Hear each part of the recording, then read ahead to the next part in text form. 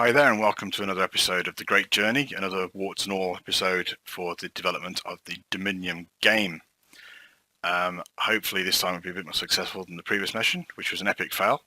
There have been a number of improvements made, all to do with this gameplay segment that I'm trying to establish, which is great. This is what the whole exercise is for, is to basically get these elements together and get them to a point where they're usable, hopefully by anybody other than me, because I know exactly how everything hangs together.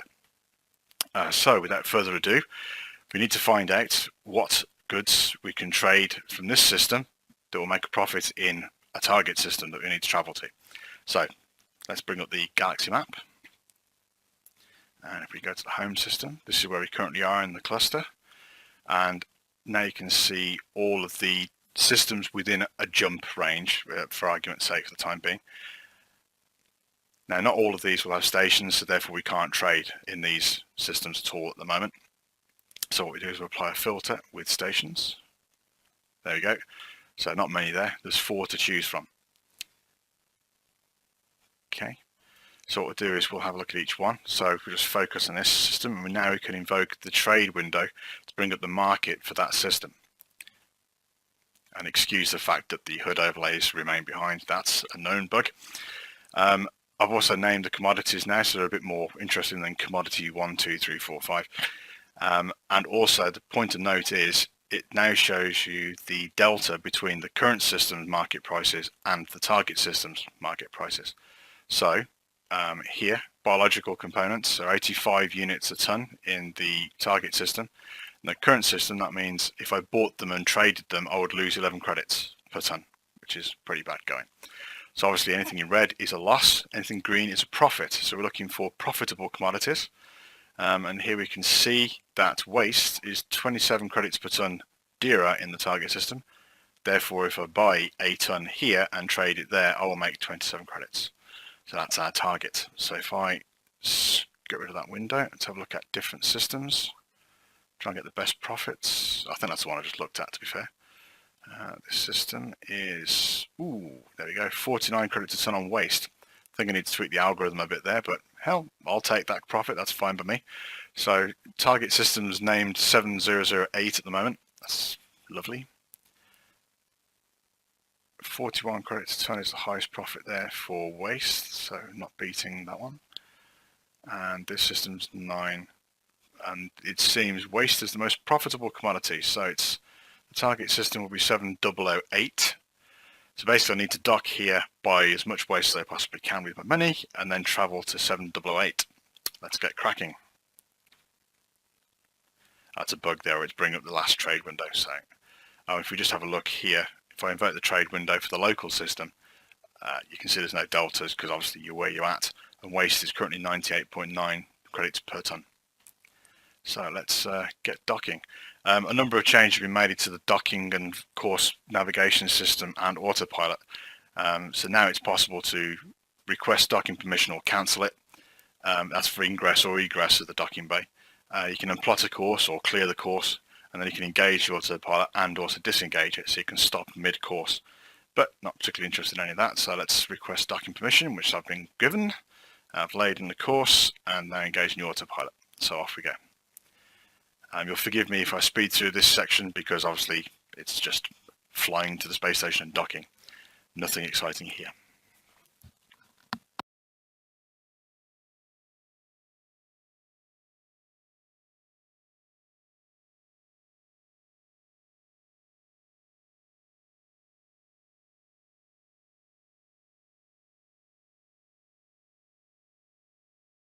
It's worth pointing out as a dock, obviously none of these graphics are what I intend it to look like. If you look at Star Citizen, Elite Dangerous and so on, that's what I would love it to look like. Budgets withstanding, obviously. I can only do so much, and everything you see here is pretty much artist driven moi, and none of it's what I want it to look like. Right, so we've docked, let's invoke the trade window, and now we can actually purchase things because we're docked in the station.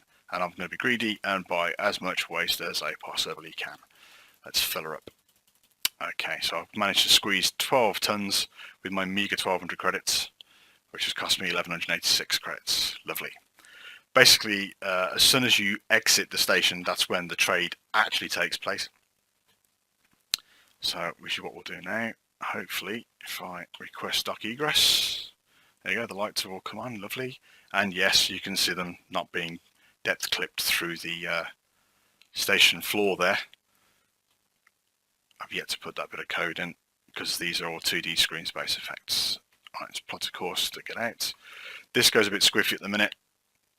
It's yet to be fixed. It's just calculated a bit of an oddball spline to fly out.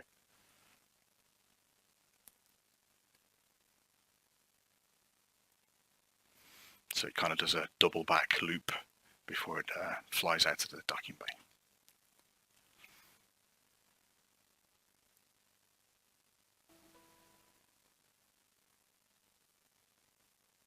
Okie doke, let's clear the approach point.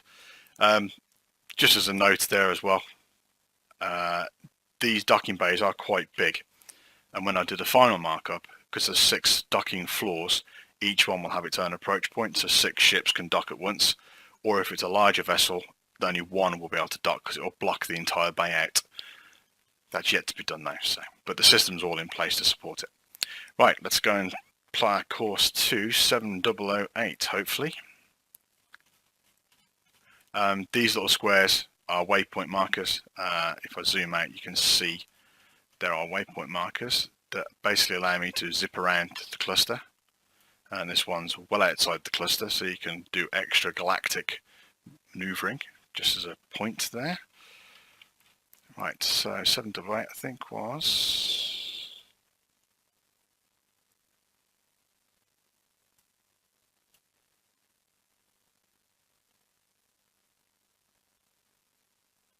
There we go. Right, so I selected the system and I'll plot a course for it. There we go. So that course now been laid in a rather obvious way. The course markers do all work now. I will demonstrate it shortly after I've done this successful trade, hopefully, just to prove that that's now a bug that is well and truly fixed. Right, so without further ado, let's close the galaxy map, get rid of the buggy window, and engage the autopilot. And hopefully, off we go. And you'll now see a bit of interstellar travel, which again, because it's, well, I don't want to say fairly dull, but for the purposes of this video, we don't need to see every single minutiae of it. I will speed through.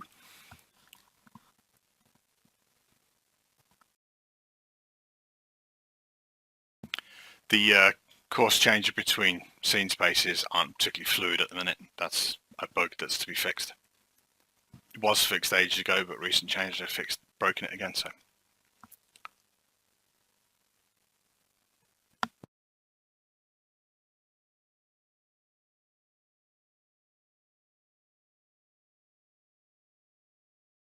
Just a note of explanation, the way the galaxy movement is done is you're constantly moving sectors of space at different levels of granularity. So when you're moving through stellar space, you're not actually moving through planetary or local space at all until you actually stop moving in stellar space, and then you drop down into planetary, and then you eventually drop down into local space. Different levels of movement. That allows me to produce a much bigger scene for you to move around in seamlessly. The consequence of that is you have to keep constantly paging things out and tracking where you are in each of the highest scene spaces. Sounds a bit complicated, but when you look at it, or you can visualize it, it's actually quite straightforward. Right, let's have a look. Where's the nearest space station bearing planetoid? You're 52 light minutes away. It's quite a jaunt. Obviously don't want to fly through a star to get there. 97. The system map doesn't yet allow you to plot a course, so I can't use that as a cheat. 36, 85. These are quite external orbits in the system. 29, 78. Wowza, 106. 22. No, 52, sorry. 12, but it has no station. 111. Right, okay, let's just pick one and get there. I'll speed up the video. Otherwise, we'll be here all week. You will do, I think. Yeah, you'll do. So basically, we just point at something, plot a course, and we're off.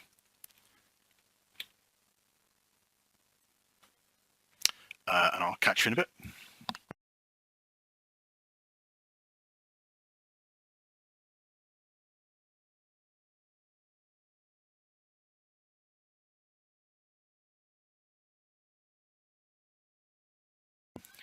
As you can see, lots of visual issues there. They'll all be fixed. Some of them are development diagnostic trails, but they won't be there in the final, whenever the final actually happens. Okie dokie. Also of note, although I've yet to finalise it and make it look pretty, if I were to fly into a waypoint directly in this ring system, it would literally fly you straight into an asteroid field.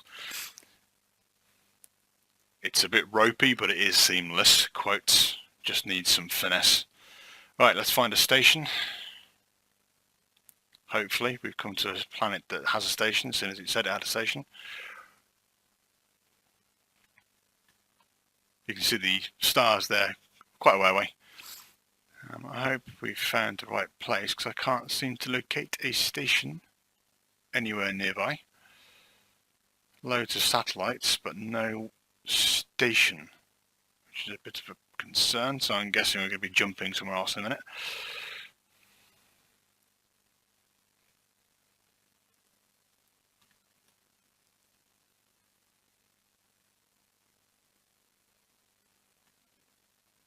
Nope. Okay, this planet lies, or I misinterpreted the HUD icon, which isn't a concern, and it looks like I did. Yeah, I did. As a quick explanation of what I just completely failed to spot. So the planet icon in the middle there is the cyan circle, and then the dots around it represent satellites around this planet. However, it should have a brown hexagon around it to indicate it has a station, such as these ones down here. At the bottom of the screen there you can just see to the right. So I've picked the wrong planet. Do excuse me whilst I correct this mistake.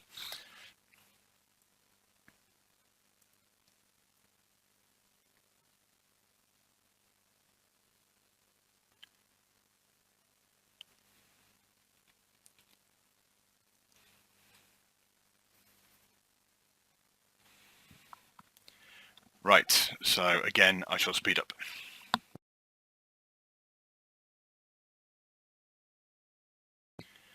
Okay, hopefully slightly more successful this time, and we can see now there is the white hexagon indicating a space station. Hurrah! Right, just wait for it to finish, jolly good, and let's plot a course to the space station, and off we go. The celestial body renderer, which is responsible for planets, is kind of rendering the same planetoid for every planetoid and satellite at the moment. The reason being, I was partway through working on the system when I decided to work on Maggie, and until I get Maggie finished, there's little point continuing the celestial body system, so they're kind of all stuck in a kind of coding temporal stasis at the minute. They are what they are, and they won't change until I'm done. Righty-ho, 1 minute 51, so again I shall speed up and we will then resume as I come into trade, hopefully.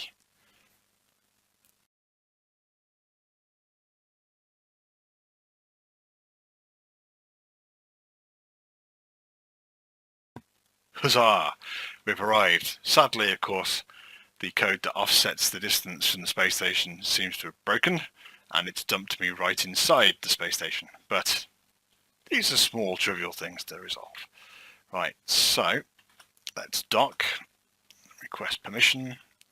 Permission's been granted, course laid, visibility culling just clipped the station out there, but there you go. Another bug to be fixed.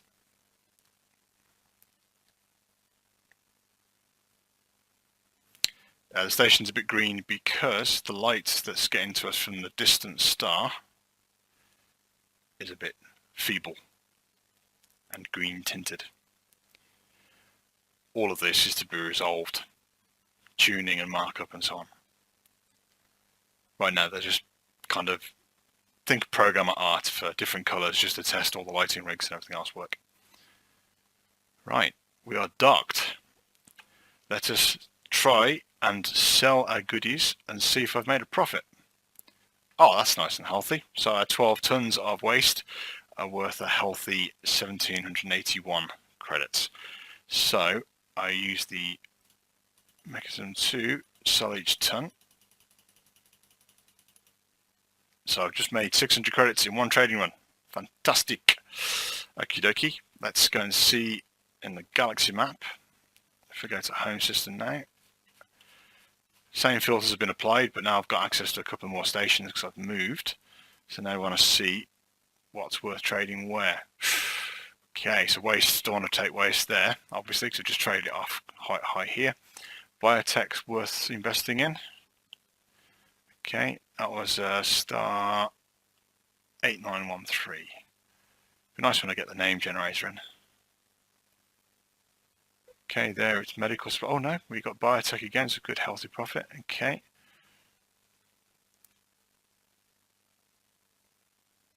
Yeah, biotech is winning so far.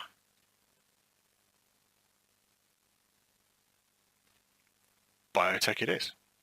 So that would be to station 7786, star system 7786, which is strangely where it just came from. So I've already got a profitable run. I can now trade these two commodities between these two systems to do a bit of grinding and generate lots of cash. Right, so an important point on the commodity market at the minute. It's not final. What I've done is change the model I was thinking about having, which was a database-oriented one, where everything was recorded in the system and it persisted. This was storing an awful lot of data, and as it turned out, generating 10,000 star system economies was proving to take far too long, and also the database size was growing and growing and growing, and I'm looking at 100,000 plus star systems, hopefully 200,000. It was just impractical. So I've decided to revert back to procedurally generated economies using a noise-based model. This is the early step for that. There is basically one single market economy that's been generated for the entire cluster, and then what it does is apply variance on each market economy for each star system. And at the minute it's temporarily static, so it doesn't alter with time, but it should. So right now, every trade run I do, it will be exactly the same profit and loss for every single star system, which obviously means grinding is a doddle. You can just go backwards and forwards and off you go, and you've suddenly made your 100,000 credits. So these are things that will come out. Tweaks and changes have to be made. They're all being listed and documented, and I will be going into the final economy system. The idea of the economy is that there will be multi-tiered levels. So anything within the Serenian Empire will be controlled by the Pax Trading Association. That sets out a base economy level, and then civilizations, star systems within civilizations, planets within those star systems, and even stations within the star systems can have their own market economy. So livestock could cost more in a station in the same system, and you could go and trade it to a different station and make some money. But the idea is stability across each tier. So to the point where you can't find something is 250 credits dearer in one place than it is in another. There should all be creeping changes rather than sweeping changes. That's probably the best way to describe it. Obviously, events will occur where sweeping changes will take place, such as a war, major disaster, and so on. And those would be where you can make profits or losses, based on how carefully you're paying attention to the markets. Okay, I think that concludes this episode. I think we've reached a milestone, a gameplay epic, which we can now trade and make money. I shall now test this system going backwards and forwards to see how much I can make and how quick. But again, it is just a test economy. It's nothing like what will be happening in the final version of the game, if I ever get there. Thank you for watching. Yes, I clean forgot my promise to show you the star map course navigation actually working. Let's get rid of the window and bring up the galactic map and go to where we currently are. If we zoom out, and if I pick this system here, which is quite a way away, and plot a course. Oh yeah, because we've got linear drive is engaged. 1 second. If I close the map, I'm having to do things in a particular order at the minute because there are bugs where it will blow up if I don't do things in the right way. Okay, so make sure we're on subsea. Stop moving. Stop moving, thank you. Control galactic map. Okay, if we zoom out a bit further this time, let's go for it. Let's go to the edge of the cluster.